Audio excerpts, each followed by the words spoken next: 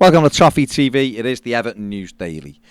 Former Dutch player Wim Kieft has had his say on Mohamed Kudus's behaviour, if you like, towards trying to force a move through to Everton during the summer transfer window.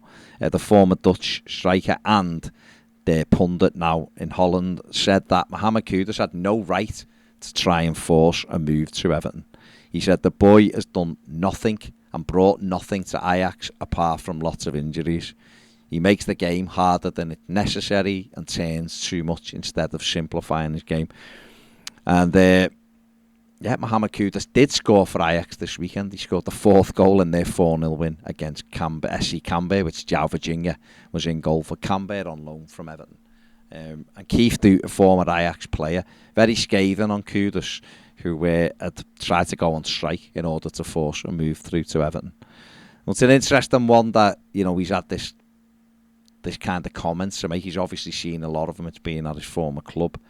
It did look as though Kudus was about to join Everton until Ajax decided that selling Antony to Manchester United meant they couldn't let the both of them go out. So it remains to be seen whether Everton go back in for him in the January transfer window and whether Kudus does settle down at Ajax and get his head down and play games, really.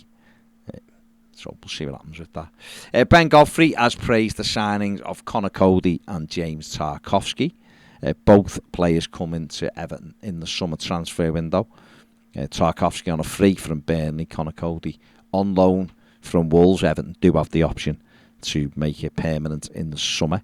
And Ben Godfrey obviously broke his fibula in the opening day of the season against Chelsea and is out for now. But he's talked about them, saying that the great guys, they're going to help us a lot, help us improve. And the pair of them have been fantastic, really.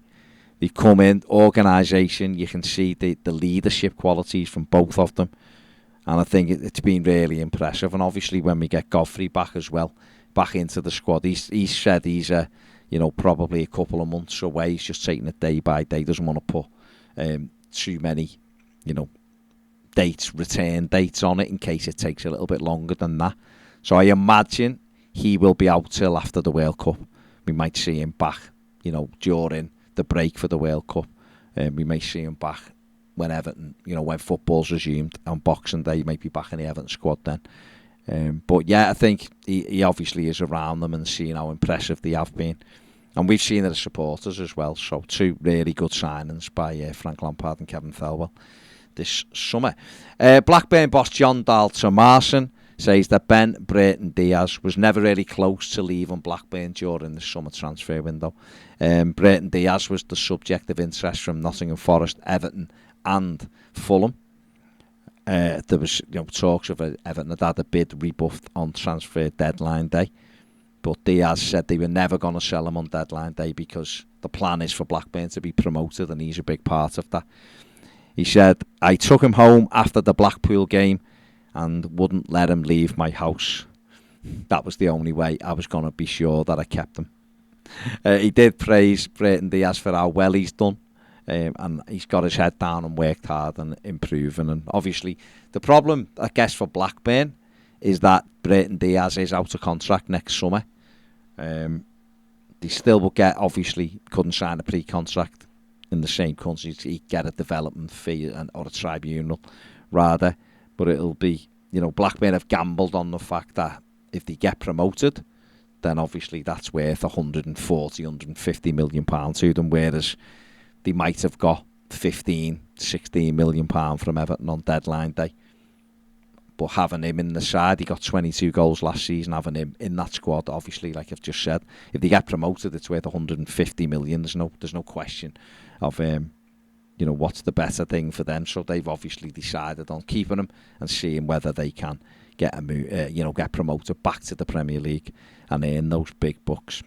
And finally, Richard Keys has had his say on some of the VAR decisions in the Merseyside derby at the weekend. He is outspoken, Richard Keys. He says things that gets people's backs up at times, but he always has his opinion, always sticks to it, rightly or wrongly.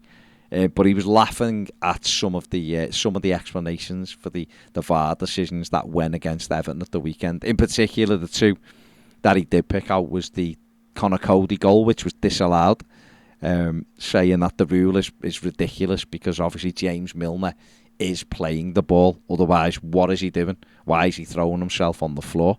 So we thought that was nonsense.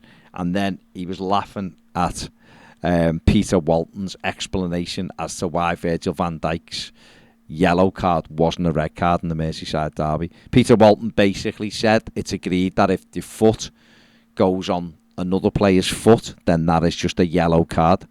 But if it hits the shin, then that is automatically or can be automatically upgraded to a red card.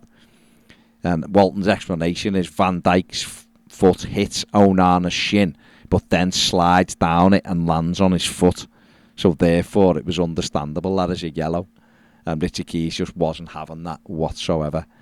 Called it nonsense. And I suppose he's got a point. If you're saying a foot hits a shin, then it's a red card. And Van Dijk's foot did hit Onana's shin, but because it slid down it and landed on his boot, then that is a yellow card's the right thing. Where's the point at which it hits his shin? Does that make it a red card because it's hit his shin? Well, you're saying the rules tell you that that's a red card, but it slid down his shin and landed on his foot, so it's only a yellow. And I haven't heard Dermot Gallagher's nonsense explanation for why Conor Cody's goal was disallowed due to what James Milner did. It does sound like they do make some of this stuff up as they go along. It is absolutely crazy, but listen, in my opinion, I've never seen them come out and criticise referees and say, "Oh no, that was a poor decision. He got that." They never say it, even when it's decisions like the Premier League or the PGMOL have come out, haven't they, and apologised to West Ham and Newcastle. Means nothing. We've had that apology. The Echo have done a piece today with 7 VAR decisions that has gone against Frank Lampard since he's been Everton manager, where they've all been the wrong decision. 7, it's quite a few, really, and that they could have picked more. I mean, I haven't even talked about the penalty at the weekend, James Milner's handball, which has been brushed under the carpet, so I'm sure there's many more, and I'm sure other teams will say the same as well for them. So there you go, Richard Keys putting the boot into VAR, rightly so. That is it for the News Daily. Give the video a thumbs up, subscribe if you haven't, and if you want more videos, including daily live videos exclusively, join Premier. The link is in the description and the QR code is on the screen now. See you later.